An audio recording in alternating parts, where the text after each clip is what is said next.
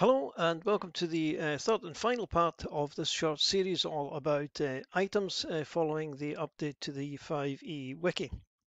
Um, we're going to be looking at treasure parcels and the forge in this particular video, and we'll start with parcels.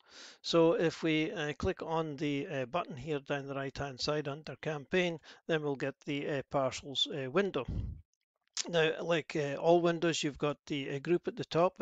We've got no modules open with parcels in them, so there's nothing here to show. You've got your search bar.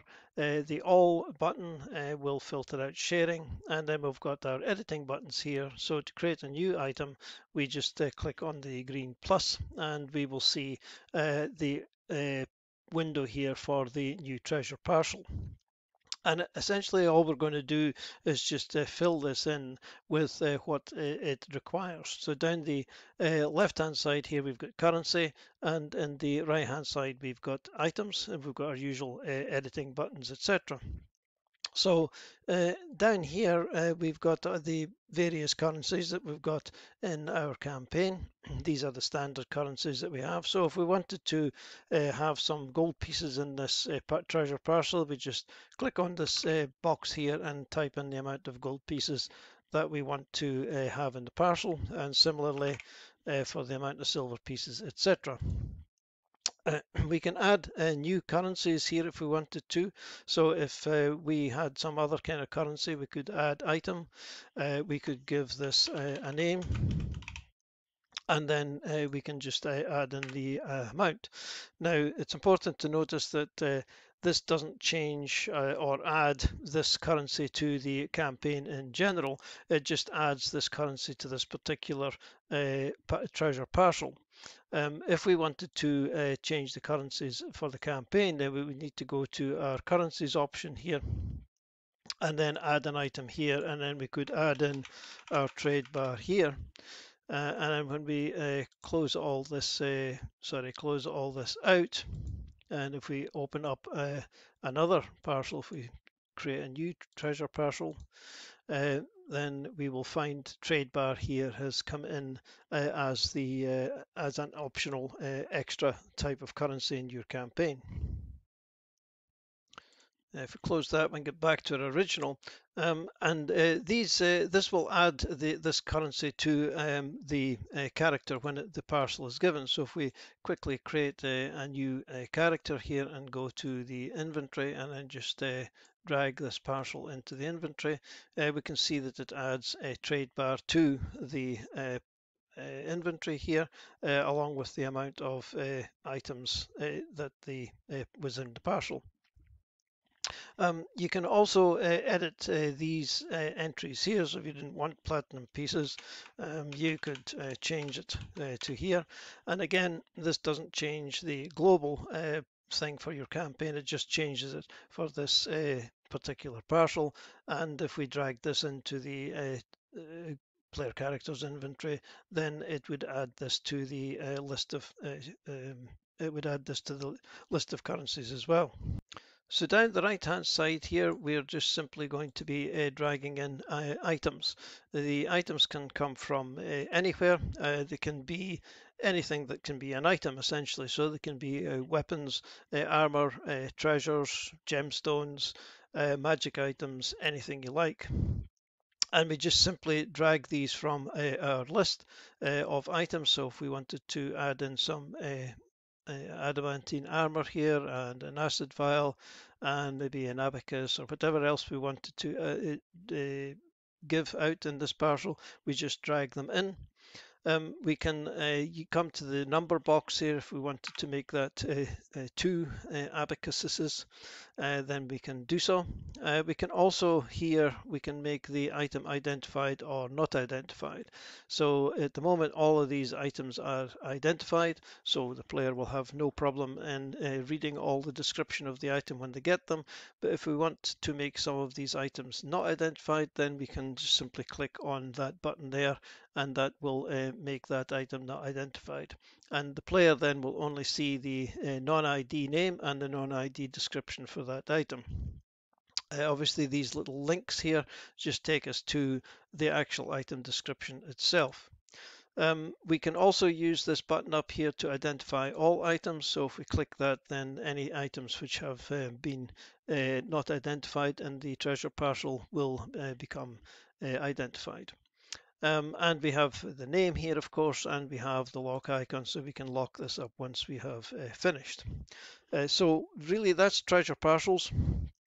And I think there's nothing very much more that we can say about them at this stage.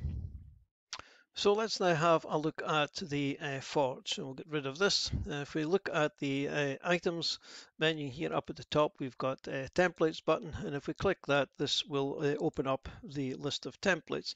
The templates, a template is merely a cut down magic item. Really, it just gives some basic information about the item, and it allows for these templates to be combined with other items to create a new magic item. And this can be done in the forge, and up the top here we can see we've got a forge button, and let's open this up and see what this all means.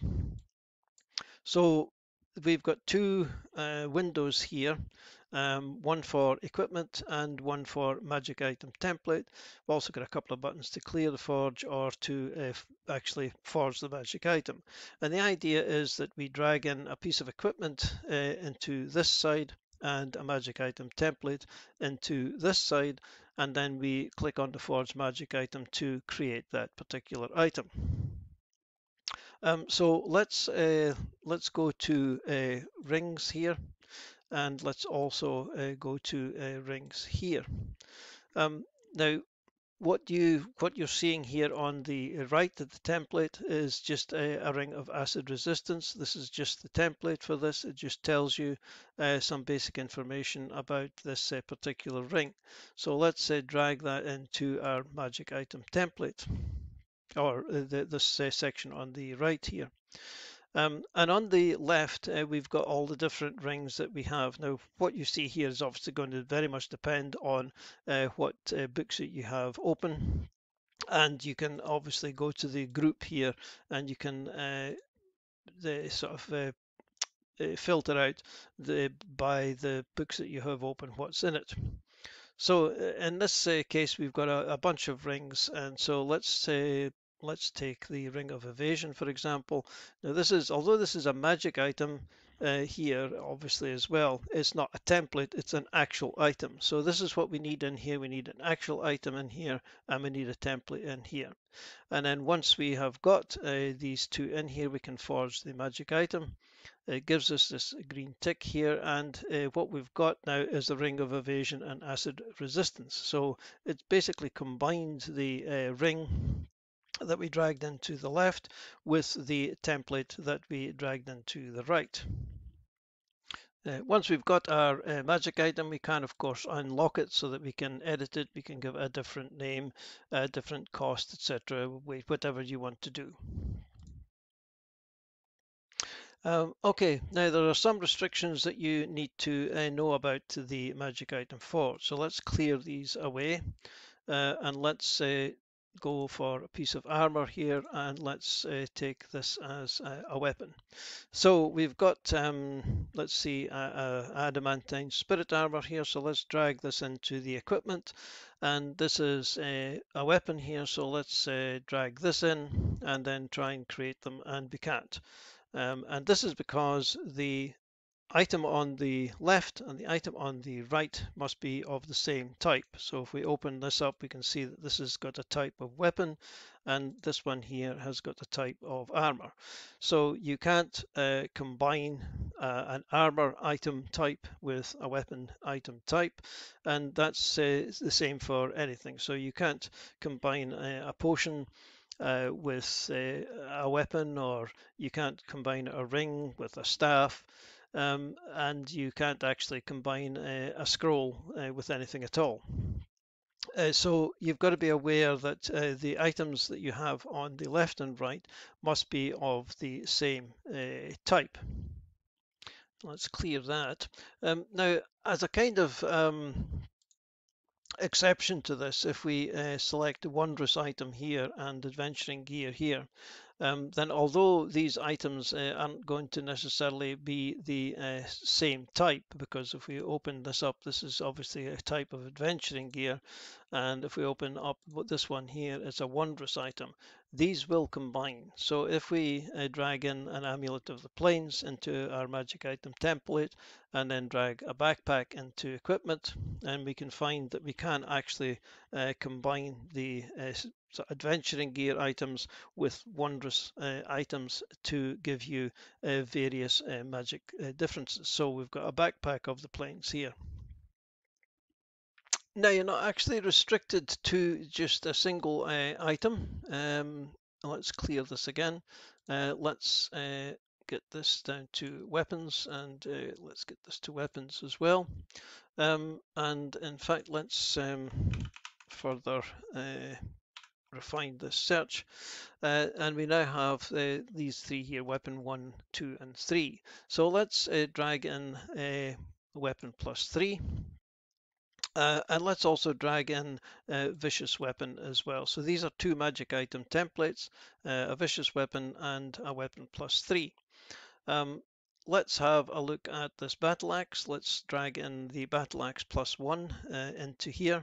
And let's also, well, just for fun, let's take the battle axe plus 2 as well. So we've got two equipment items on this side, we've got two magic item templates on this side, and when we click on the forge, then it's going to create all the items that can be combined between these two. So we've now got a vicious battle axe plus 4 and a vicious battle axe plus 5. So it's taken the plus 1 and plus 2 battle axes, combined it both with vicious weapon and weapon plus 3. It's added the pluses together to give us a plus 5 vicious weapon, and it's added the 1 and the 3 together to give us the plus 4. So if you were creating a new magical weapon type, you would create a template for that weapon, and then you can drag as many weapons in here as you like. So if you were, for example, wanted to create a new sword type or a new magic sword type, and it could be applied to any sword in the game, then you would drag your new template into here, and then drag all the different kinds of swords that you could have into here, and then you could combine them, and in one fell swoop you can create a dozen, 2 dozen, whatever new magic items. So you can combine more than one on either side here, and you can do the same with different categories as well. So you can combine armors, or you could combine wondrous items with mundane items, etc., etc. So I think that's it. That's how the magic item forge works. The main thing you've got to concern yourself with is you can't combine things that aren't of the same type, with wondrous items being a sort of an exception to that. So that's it, I think, for this video. Thank you very much for watching this, and if you watched all of the videos in the series, thanks also for watching that, and we'll see you in the next video. Cheers for now.